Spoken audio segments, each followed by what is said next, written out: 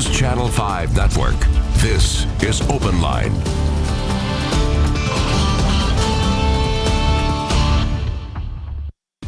Good evening, everyone, and thank you for joining us for OpenLine tonight. It is your chance to call in on our hot button topic tonight and get your questions answered. And tonight we are talking about the Ahmaud Arbery case. And if you have been watching the news, you know it has been in the headlines for about a week now when it surfaced, thanks to video surfaced of this 25-year-old man out for a jog who was then shot, allegedly, by a father-son duo who were pursuing him because they thought he had committed crimes in their neighborhood.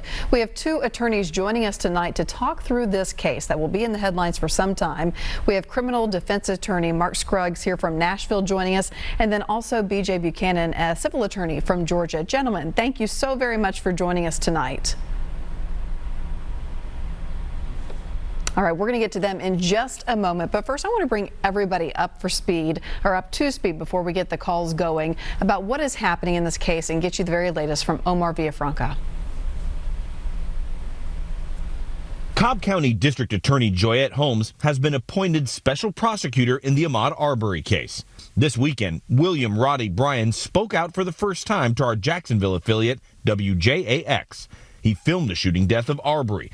His attorney, Kevin Goff, says Bryan only drove to the scene after he saw the commotion from his home. It's not a surprise that if people are seeing something that doesn't look right, that they would look into it. Travis and Gregory McMichael were arrested Thursday and denied bail on Friday. Travis was charged with murder and aggravated assault. Gregory was charged with party to murder and aggravated assault in the February 23rd confrontation. They both claim self-defense. Goff said his client had no part in the incident. The evidence shows that there was no communication between Roddy and the McMichaels or anybody else prior to that shooting. But according to the police report, Gregory McMichael told police Roddy attempted to block him, which was unsuccessful. Arbery family attorney Lee Merritt thinks more arrests should be made. Do you think the man who shot the video should be charged? I think that William Bryan, the man who shot the video, should be charged. Arbery's mother, Wanda Cooper Jones, agrees. While he was videoing, he should have been trying to aid in the situation, and maybe if he would have stepped in, Ahmaud would be still with us today. Bryan's fiance, Amy Elrod, says they have not been able to leave their home because of the threats. I mean, it's turned our lives upside down. The phone calls starting at 3 a.m., we're coming for you, we're coming for you. Bryan's cell phone footage is not the only video evidence. The GBI has this video from a camera about a block away from where Arbery was shot. It shows a man in a white shirt and shorts going into a home under construction. But investigators say they had this video before the arrests of Gregory and Travis McMichael. The video shows it happened within minutes of a 911 call reporting a burglary. No, it's all open, it's under construction, and he's running right now. There he goes right now. Arbery's family and their attorneys are happy that the Justice Department is now involved, adding that is all that they really wanted. And as word of Arbery's case has spread across the country, murals like this one here behind me have started to pop up. Omar Villafranca, CBS News, Dallas. Now that we're all on the same page about the story, let me introduce you to our guests once again. We have Mark Scruggs, a criminal defense attorney from here in Nashville, and BJ Buchanan, a civil attorney from down in Georgia. Gentlemen, thank you for being with us tonight. Thank you. Thank you. We are really going to rely on your expertise from inside the courtroom and from law school about how this case may unfold in the next few months, even year to come as we see this play out. But BJ, I want to start with you. And from watching here in Tennessee, and of course this is all over the national news, this actually happened more than 2 months ago, and it seems like so many agencies are playing hot potato right now. What's the impression from down there in Georgia? The impression from down here in Georgia is that with many people is that it seems that this case has been handled slowly, and there's been a lot of confusion on who exactly should handle this case. It's gone in the hands of a couple of different prosecutors, and there's been prosecutors to recuse themselves from the case. It does seem to be the case does seem to be on course now that the GBI has got involved, and now we see that District Attorney Holmes from Cobb County is going to be handling the case. So people do tend to feel that the case is finally now getting the attention and being pursued as it should. Yeah, we're on the 4th prosecutor right now. Cobb County, that's Atlanta, right? Correct. Right outside of Atlanta. So this is a district attorney who's used to probably handling more high-profile cases. Correct. Yeah. And she's a former judge as well. Give me your impression just right now of this case. What are some sticking points? What, especially with the intricacies of Georgia law. As an attorney, how do you see this case right now? Well, first of all, it's a terrible circumstance. My condolences and heart goes out to Mr. Arbery's family. Mm-hmm. This case, it's a case in which it's going to hinge on whether the McMichaels were justified in killing this unarmed man.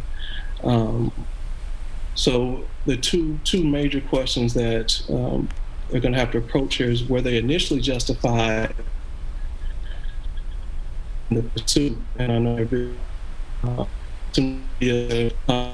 and there's a lot of debate on whether or not they were justified in the initial pursuit. And then, of course, were they justified in the actual killing? My understanding is that their defense is going to be self-defense, but that's going to have to play out in the courts, and it's a terrible circumstance. An unarmed man was killed, and we're just going to have to see how it plays out in the courts. Mark, I also want to ask you the same question. As an attorney looking at this case, everything that's unfolded in the last week, what are your initial impressions? What are you really honing in on at this point? Well, when I first saw the video of this horrible tragedy, I was sort of like everybody else. It seemed to me that it clearly was a murder of this young man. I've been looking at some of the news reports, and that's basically all we have to go on right now, as well as looking at the law in Tennessee versus Georgia. It seems to me that this is almost a perfect storm that has occurred because of the Georgia law that allows persons to carry weapons openly, even without a license, combined with the traditional law of citizen's arrest. Mm-hmm. It is a tragedy that has occurred, and it's not going to be as easy of a case as you might think for them to prosecute. That's going to be interesting, and I do want to get into the citizen's arrest issue in just a moment, but this is Open Line. We welcome everyone's calls and questions. Michael is on the line to get us started tonight. Michael, what's your question? Hey, how you doing, Carrie? I am good. That's good. Good to see you. Yeah, my first question, first of all, this whole citizen arrest. When I think of citizen arrest, I think of Gomer Powell on Andy Griffith when Barney made the illegal U-turn. We're talking about real-life situations where the police are supposed to be making the arrest. From everything I know, you're not supposed to be blocking people off. You're not supposed to be lying in wait, which is a crime by itself, which makes it premeditated, I believe. And these people literally hunted him down like a hunter would hunt down a deer. The only thing they didn't do, as D.L. Hughley said, was mount him to the front of the hood. This is a shame what happened, and everybody that I've shared this with before it became in the mainstream were shocked. I got immediate text back, like, what happened? When did this happen? And I said, it happened 2 months ago. I'm just now finding out about it. So if these people get off, just like the guy who shot Trayvon Martin, I think it's going to be some civil unrest. I hate to say that. Black people are tired of this. We've been hunted all our life. We've been lynched. We've been enslaved, Jim Crow, and we're just not going to put up with it anymore. And I would hope the police here in Nashville will put out a message, or the mayor, that you can come in here from surrounding counties and states, but if you come in here with hate and racism in your heart, we don't need your business, and that needs to be known from the top down of our government. And I thank you for your time. Have a Michael, good day. thank you. Good night, brother. Thank you very much. And, you know, Michael, you got to the very issue that I did want to ask about. And BJ, I'm going to send this to you since you're there in Georgia. Tell us about this citizen arrest law. Okay. The citizen's arrest law is basically a law where a private citizen can make an arrest, but in order for that private citizen to be able to make that arrest, they have to see the crime has to be committed in their presence or within their immediate knowledge. And the crime also has to be a felony. So it has to be within their presence, and at the same time, the crime that they're arresting for has to be a felony. Okay, so the elder McMichael says there was a string of burglaries in the neighborhood, and we think this guy matched the description. Now, police have said there was only one incident on record, and it was 7 weeks prior to this. So there's another thing that's going to come into play, I'm sure. But how does his story when he's arrested jive with all of this? If that is his story, then that does not coincide with the law and what is necessary in order for a private citizen to make an arrest. It can't be that somebody fits the description, or you think somebody may have committed a crime or may be attempting to commit a crime. They have to have committed that crime or be committing that crime in your presence, according to Georgia law. Mm-hmm. And that crime also has to be a felony, so it cannot just be a crime. The way the law is written, it has to be committed in your presence or immediate knowledge, and it also has to be a felony. So even this video that we're seeing today of Mr. Arbery, or at least someone matching his description, entering this home that was being built, which could be a trespassing thing, and nothing was taken, it seems, at all. He's just kind of wandering through it. That wouldn't even rise to the level of seeing someone commit a felony. No, it would not.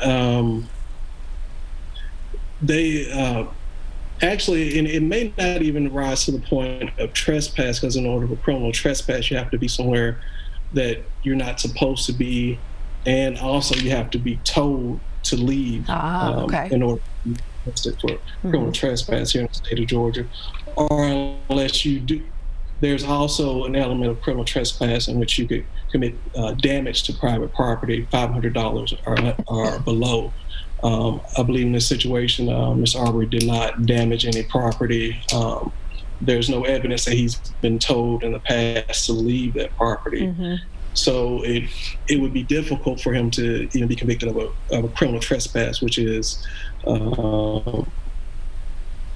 obviously not a felony and a misdemeanor offense. Mark, I wonder if we have a similar law here in Tennessee when it comes to this citizen arrest law.